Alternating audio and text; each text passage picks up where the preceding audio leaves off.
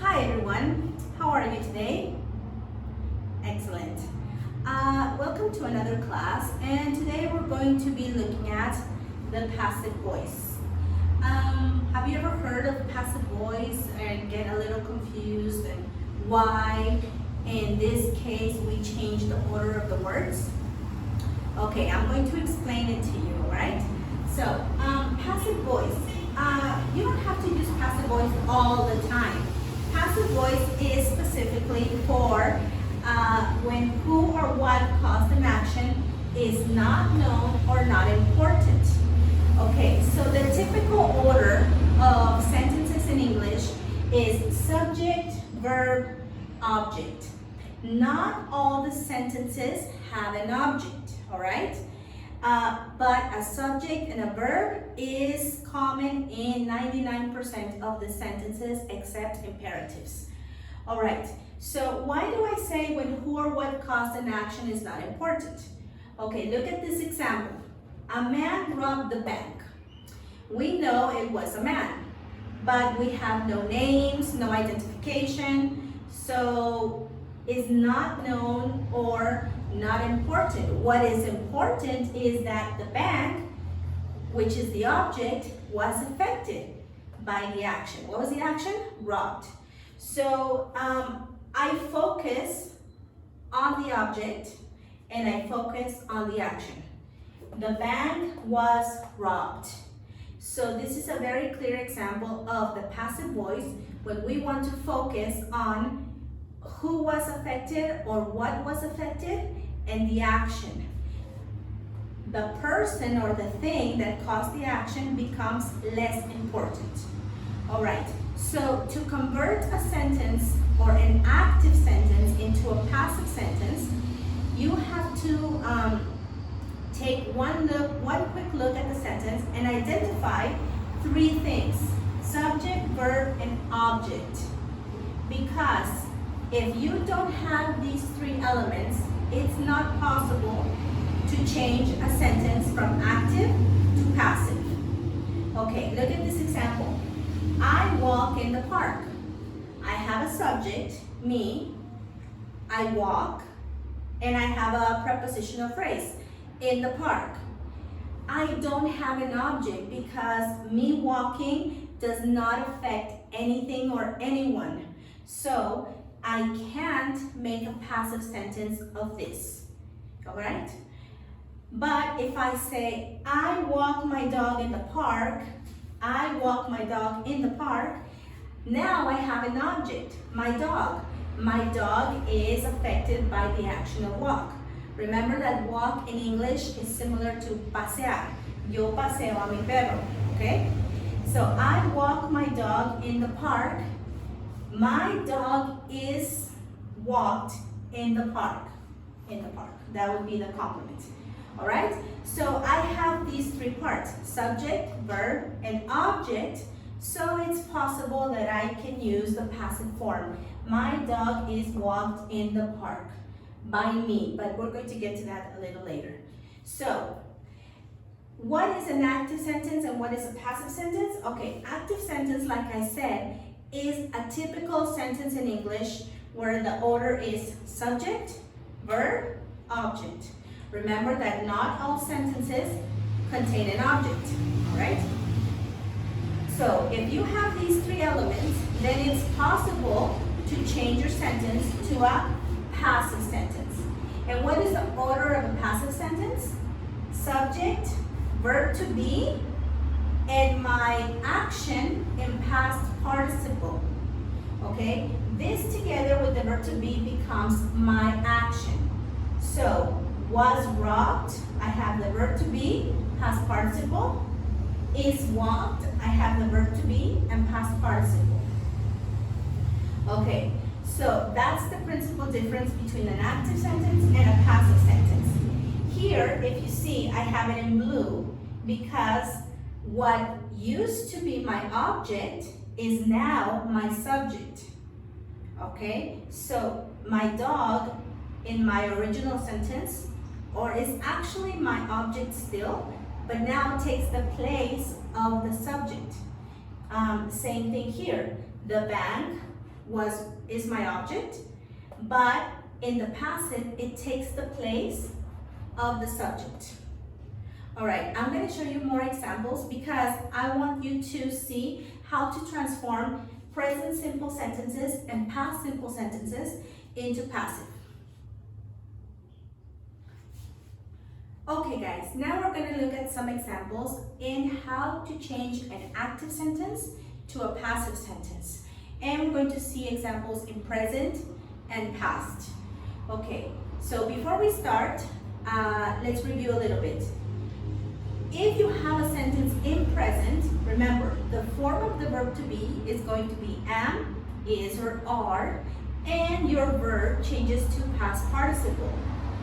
How do you know which form of the verb to be to use? Well, that's going to depend on the new subject that you have in your sentence. Remember, the object that now is in the subject position.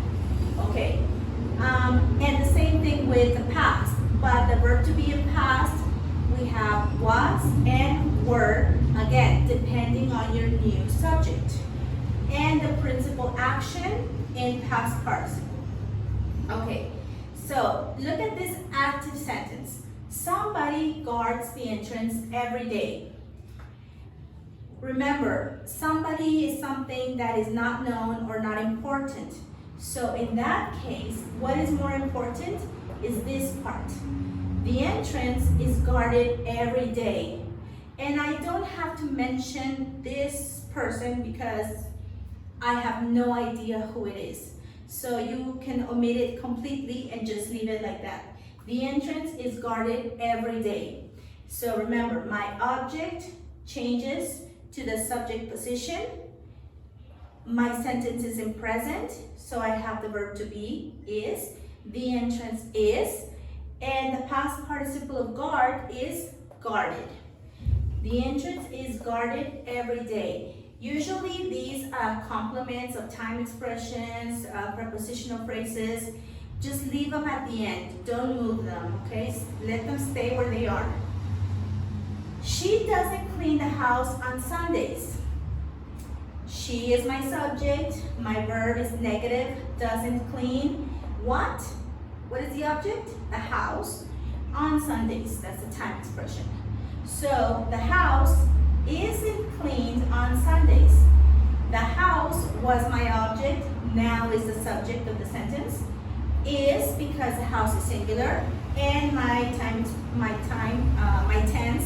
is present, and it's negative, so the house isn't. Past participle of clean, cleaned. The house isn't cleaned on Sundays by her. This becomes optional because you know who it is, but it's not very important. So this is optional, okay? Now, why her and not she? Because remember, we're changing positions. So the house now is in the subject position. So she is now in the object position. So you have to use an object pronoun, okay? The object pronoun of she is her. Okay. Roberto pays the bills every month. Roberto is my subject. The action, he pays the bills, las cuentas, every month. So the bills becomes my new subject. The bills, it's plural, it's in present. So the bills are. Past participle of pay, paid. By Roberto. Remember, Roberto is now my object, but it's optional if I want to mention Roberto or not. Every month. Okay. And then you have, someone stole my books. Who is that someone? I don't know. Okay, what is important is that my books were stolen. My books is my new subject. It's plural, it's in past. I have to use were. My books were. Past participle of stole, stolen. My books were stolen. Do I mention by someone? It's absolutely not necessary, okay? You cannot. It doesn't matter. So don't even mention it. Michelangelo painted the Sistine Chapel. Okay, so both are important. The artist is famous, the work of art is famous, but I want to focus on the work of art, which is the Sistine Chapel. So the Sistine Chapel becomes my new subject. It's singular and it's in past, so I use was. Past participle of painted is the same, painted, because it's a regular verb. By Michelangelo. In this case, I would suggest you mention the artist because he's a renowned artist, he's famous. So to give him that importance, I would mention him. But again, it's optional if you think it's not, okay? So basically, that's the use of the passive voice. We use it when we want to focus our attention in who or what was affected by the action, on the action itself, and the person who did it is not known or is not important or is not that relevant, okay? That's when we use a passive voice. So in later videos, I will give you more examples of present continuous, present perfect, because the passive voice can be used in any tense, okay? Present, past, future, with modal verbs and many different forms. This is the basics of passive voice with present and past. So I'll be seeing you guys later on and have a nice day. Goodbye. This was Teacher Maricoco. See you soon.